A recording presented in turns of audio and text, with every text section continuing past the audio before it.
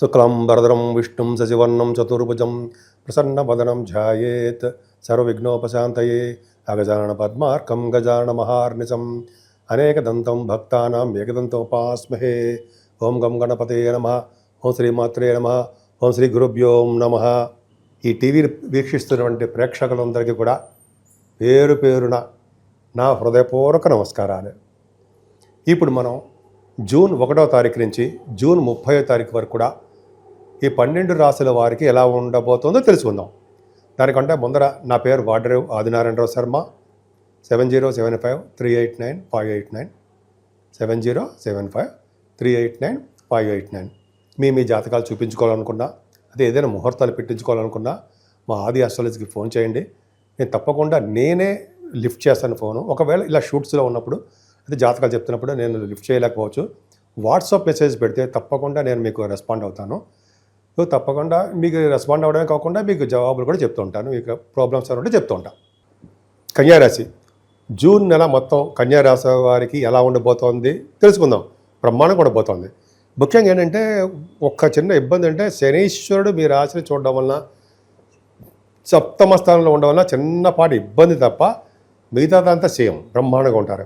ఇప్పుడు చూడండి, ధన ప్రాప్తి చూడండి, ధన విషయాలు చూసుకుంటే ఎటువంటి ఇబ్బంది కలగకుండా గురు బలం వలన మీకు ధన ప్రాప్తి కలిగి తీరుతుంది. వద్దురా బాబోయ్ అనుకున్నా కూడా ఏదో విధంగా మీకు జాతకంలో రాసిన ప్రకారం డబ్బులు వస్తాయి, డౌటే లేదు. అంతేకాదండి, మీ కుటుంబంలో మంచి పేరు ప్రఖ్యాతులు ఉంటాయి, ధన వృద్ధి కలుగుతూ ఉంటుంది, గొప్ప గొప్ప పదవులు రావడానికి అవకాశం ఉంది. ముఖ్యంగా మీ నేమ్ అండ్ ఫేమ్ బాగుంటుంది.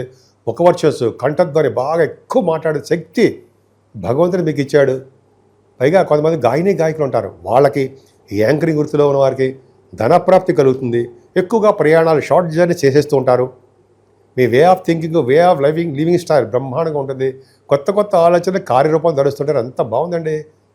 అంతేకాకుండా ఎక్కడికి వెళ్ళినా కంఫర్టబుల్నెస్ ఎక్కువ, మీకు సుఖపడతారు, హాయి ప్రశాంతంగా ఉంటారు. అందుకే చదువులో కూడా మీరు బాగా రాణిస్తారు. మీరు చదువులో బాగా రాణించడం జరుగుతుంది మీకు. అలాగే మీ తల్లిగారికి ఆరోగ్య పరిస్థితి, ఆర్థిక పరిస్థితి కూడా చాలా చాలా బ్రహ్మాండంగా ఉంటుంది. ముఖ్యంగా మీ తల్లిగారి యొక్క ప్రేమాభిమానాలు ఎక్కువ. అంతేకాదు కదండి, మీ గురు ప్రభావం వల్లే కదా మీ సంగీతంలో బాగా బాగా రాణిస్తుంటారు. బాగా ఎందుకంటే బాగా ఫోర్స్గా ఎక్కువగా సినిమా రంగంలో కొంతమంది ఉంటారు, సంగీతంలో విద్వాంసులు, కళాకారులు. వాళ్ళు కళాకారులు అంటే సంగీతంలో బాగా చేసేవారు, డైరెక్టర్స్. వాళ్ళకి చాలా బ్యూటిఫుల్గా ఉంటుందండి. ఆ అవకాశాలు వెతుక్కుంటూ వస్తాయి సంగీతంలో ఉన్న వాళ్ళకి. అంతేగా రైతులు కూడా వాళ్ళకి ఇక్కడ పంటలో నష్టం లేకుండా బ్యూటిఫుల్గా వాళ్ళకి హ్యాపీగా ధనప్రాప్తి బాగా కలుగుతుంది. సంతానం వల్ల ఎటువంటి ఇబ్బందులు కలగకుండా ప్రశాంతమైన వాతావరణంలో ఉంటారు మీరు. ముఖ్యంగా రాహు 6వ భావంలో రాహు బాహువులు మీకు చూపుతాడు అంటాం కదా. ఆ రాహు ప్రభావం ఏమవుతుందంటే మీకు ఎటువంటి ప్రాబ్లమ్స్ లేకుండా సంపూర్ణమైనటువంటి ఆరోగ్యమే కాకుండా ఎటువంటి ఇబ్బంది కలగకుండా, మీకు శత్రు భయం లేకుండా చక్కగా ప్రతి పోటీ పరీక్షల్లో విజయం సాధిస్తూ ప్రశాంతంగా ఉంటారు. పోటీ పరీక్షలో విజయం సాధించడం కాకుండా ఇంటర్వ్యూస్లో కూడా విజయం సాధిస్తారు మీరు. ఫారిన్ కంట్రీస్ వెళ్ళడానికి స్టాంపింగ్ కూడా అయిపోతుంది. లైక్ గవర్నమెంట్ సంబంధించిన వృత్తిలో ఉండడానికి కూడా అవకాశాలు బాగా ఉంటాయి. కానీ సప్తమ స్థానం శనేనండి. మీ భార్యాభర్తలను విడదీయడమో, భార్యాభర్తలకు దూరంగా ఉండడమో, లేకపోతే భార్యాభర్తలకు కొంతమంది పెళ్లి కాకుండా ఉండడమో, పెళ్ళిళ్ళు దగ్గరకు వచ్చి ఆగిపోవడమో, లేదా కొన్ని శనీశ్వరం వల్ల చిన్న చిన్న ఇబ్బందులు ఉంటాయి. నీటి వలన ప్రమాదం ఉంది భర్త గారికి కానీ భార్య గారికి కానీ. వాటర్ వలన ఇబ్బంది కలుగుతుంది. శుక్రుడు కూడా మీకు అత్యంత రాజయోగం కూడా 9th హౌస్లో అష్టమానికి వెళ్ళిపోయాడు. అష్టమానికి వెళ్ళిపోయినా మీకు ధనాన్ని మాత్రం కలిగిస్తాడండి ఆయన. అలాగే ఆయుర్దాయాన్ని, లేకపోతే కొద్ది విషయాల్లో ఆరోగ్యాన్ని కూడా కలిగి తీరుతాడంటే డౌట్ లేదు. ఇక్కడి నుంచి బాగుంటుందండి. భాగ్య రాజ్య లాభస్థానాలు పర్ఫెక్ట్గా బాగున్నాయి. ముఖ్యంగా భాగ్యస్థానంలో రవిబుధులు ఉంటే వాళ్ళు ఏంటంటే విదేశ పర్యటన చేయిస్తాడని చెప్తుంటాం. ఎందుకు చేయిస్తారండి? ఆ పని పట్టలేదా వాళ్ళకి అంటాగా? డౌట్ వస్తుందా మీకు? రీజన్ చెప్పాలిగా, మీరు రీజన్ చెప్పంటారుగా అని అలాగే చెప్పేస్తే నమ్మరుగా మీరు. ఎందుకంటే 12th హౌస్ లార్డ్ రవి భాగ్యంలో 9th హౌస్లో అంటే ఫారిన్ కంట్రీస్ తప్పదు.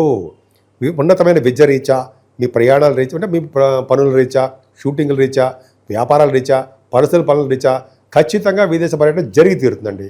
తప్పదు. నేను ఆ శాస్త్రం తప్పదు ఎప్పుడు కూడా. సరే, అది పక్కన పెడితే తీర్థయాత్ర బాగా చేస్తారు, ఉన్నతమైన చదువుల రీత్యా వెళ్తారు. ఓకే, రఘుబుధులు అంటే ఫైనాన్స్ అండ్ అకౌంట్ సంబంధించిన విద్యలో బాగా రాణిస్తారు. వ్యాపారాలు బాగా ఏ వ్యాపారం చేసినా వ్యాపారంలో చక్కగా బ్రహ్మాండ సక్సెస్ఫుల్గా ఉంటారు. తీర్థయాత్రలు, గురుగారుని పీఠాధిపతులు కలవడము, హయ్యర్ ఎడ్యుకేషన్ రావడము, డాక్టర్స్ పీజీ కోర్స్ తర్వాత డాక్టర్స్ అంటారు సరే అవి రావడము, వేద శాస్త్రాలు అభివృద్ధి చేయడము, ఎంత బాగుందండి. అలాగే ఆగమ శాస్త్రంలో బాగా ఉండడము, ఇవన్నీ కూడా బాగుంది. ఇంకా అన్నిటికంటే విశేషం చెప్పమంటారా, దశమంలో గురుడు. ఏంటంటే మీ కన్యారాశి వారికి ఎంత అద్భుతంగా ఉందంటే ఆశ్చర్యంగా లేదా? దశమంలో గురుడు అంటే గవర్నమెంట్ ప్రొఫెషన్లో బాగా రాణిస్తారు. అసలు ఆ గవర్నమెంట్ జాబ్ వస్తుందా అని కొంతమంది అంటున్నారు కదా. ఈ జాతకంలో కూడా రండి, జనరల్గా ఈ గోచారీత్యా కూడా చూసుకున్నా గవర్నమెంట్ జాబ్ వస్తుంది మీ కన్యారాశి వాళ్ళకి. కానీ కష్టపడి చదవాలి.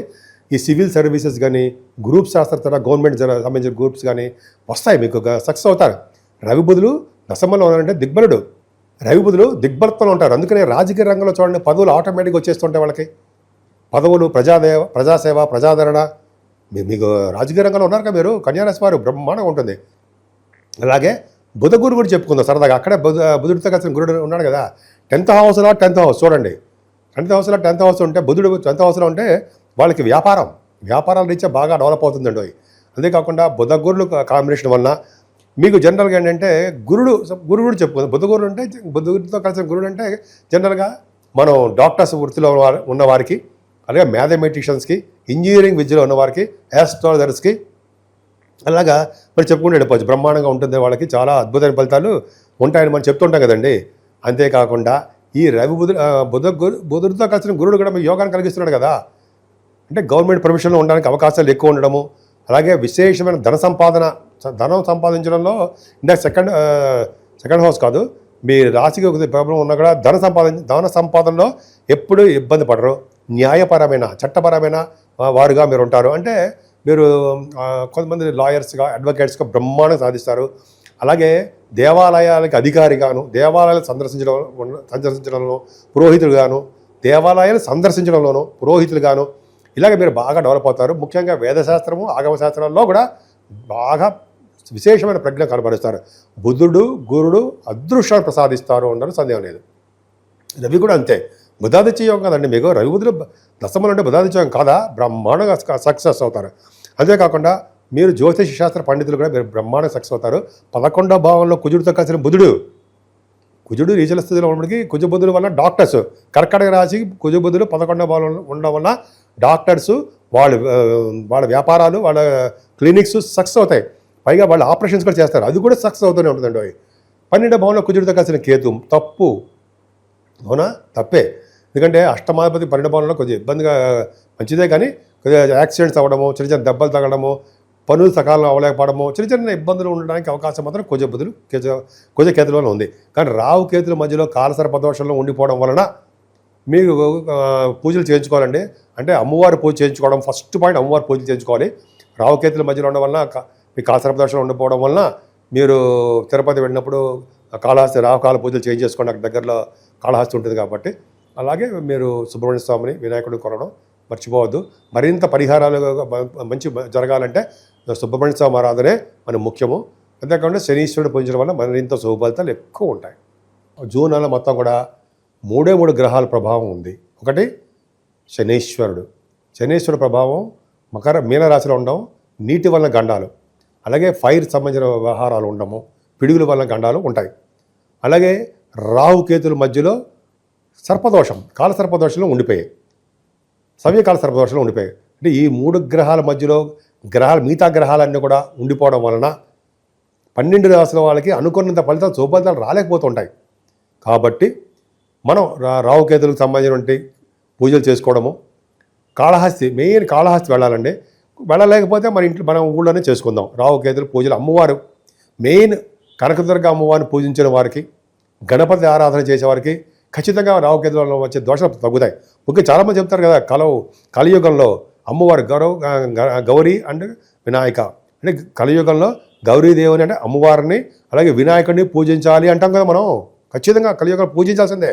ఎంతమంది దేవుడిని పూజించినా సరే వినాయకుడిని, అమ్మవారిని పూజ చేయకపోతే ఆ ఫలితం ఉండదు కలియుగంలో. గుర్తుపెట్టుకోండి, నేను చెప్పేది కాదండి, శాస్త్రం చెప్తాను, అదొకటి చేయించాలి. అలాగే శనీశ్వరుడికి తైలాభిషేకాలు బాగా చేసుకోవాలండి. చేసుకోవడం వల్ల మీకు బాగా కలిసి వస్తుంది. ముఖ్యంగా ఆంజనేయ స్వామి వారిని, వెంకటేశ్వర స్వామికి దీపారాధన చేయడము, అఖండ దీపారాధన ధ్వజస్తంభం దగ్గర శనివారం. అలాగే శివుడికి అభిషేకాలు చేసుకుంటే సకల దోషాల పరిహారం అవుతాయి. ముఖ్యంగా 14వ తారీఖుని సంకటహర చతుర్థి అని వస్తుంది. ఆ రోజుని వినాయకుడిని గరిగితో పూజించిన వారికి సకల శుభాలు 12 రాసుల వారికి కూడా శుభాలు జరుగుతాయి. అంతేకాదండి 23వ తారీఖున మాస శివరాత్రి ప్రదోష కాలంలో అంటే ఈవినింగ్ టైంలో స్వామివారికి అభిషేకాలు చేయించుకున్నా అది పూజ చేయించుకున్నా మీ గోత్రనామాలతోటి 12 రాసుల వాళ్ళకి శుభఫలితాలే దక్కుతాయి. అంతేకాకుండా 30వ తారీఖు స్కంద పంచమి అని వస్తుందండి. అంతేకాకుండా ఈ నెల నుంచి గరుడ మూఢమి కూడా ఉంది. అది కొద్దిగా మంచి ముహూర్తాలు ఏమి ఉండవు. సరే, ముఖ్యం 30వ తారీఖు మాత్రం స్కంద పంచమి వస్తుంది కాబట్టి సుబ్రహ్మణ్యేశ్వర స్వామిని అత్యంత బాగా పూజించాలి కాబట్టి సుబ్రహ్మణ్య స్వామిని పూజ చేసుకుంటే మంచిది. సో ఈ విధంగా మీరు మీకు ఇష్టమైన దేవుడు ఎవరు అని ఉంటే ఆ దేవుడికి పూజించండి.